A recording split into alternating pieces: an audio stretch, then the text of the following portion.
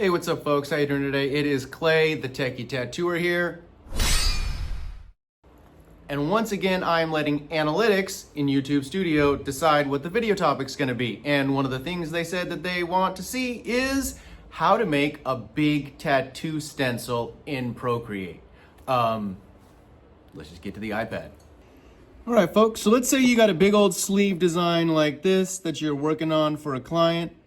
I personally start these guys on the 4K option, which is, let's see here, where does that go? Oh, nope, back here to gallery, add 4K. That's what I use. That's this long one here. It's this long one here, right? It's that size shape.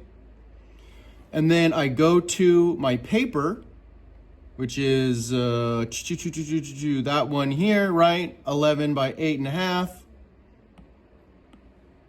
Because that's the size that's gonna come out of your machine. You import your drawing into here, and then you're like, wait, that's way too small. That's actually not at all the size I want. But it's super easy to do. As you can see, I've already sized it up, but we're gonna ignore that. We're going to go ahead and slide to the left, duplicate the layer. I'm going to get this guy out of there just because it doesn't actually matter, but I do that and make this layer invisible so that we don't see anything behind it or whatever. Who knows what's gonna go on there.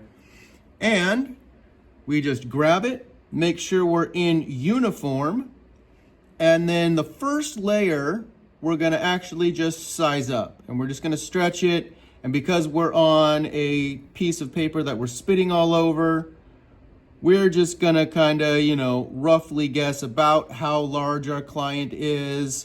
This is kind of a little bit of guesswork here. If you haven't measured it out in actual inches and you don't know, you are gonna kind of guess and throw a couple of these together. But anyway, regardless, let's assume that you kind of know how big your client is, how large you want this to wrap around. I get pretty good at guessing because this is a standard sheet of paper and I'm just used to it at this point. But we'll get it this big and then we'll click on our dot here and that will let us know, cool, so that's 2,500 pixels at this top width measurement. And then, cool, so we know that we're at 2,500 pixels there. We're gonna go ahead and then duplicate the layer again, mute this layer, look at our duplicated layer, go back to our selection tool, click on one of these blue dots, and then manually type in 2500. Boop. And now we know that that is the exact same size and will absolutely line up with all the other pieces. Or depending on how many pieces you do, right? If you want to do a 4-up or whatever, how many it takes, squish it over to the side, keep the image going, whatever you've got, that's how you make sure you pick one, the width or the height, right? One of the edges. Simply look at how big it got. If you want to use 5,974, you can, but 2,500 was just a nice even number I ended up being on because the universe provides. And that's how you do it. You just go through all of your different pieces, size them up to be the exact same size that you manually sized up the original piece to.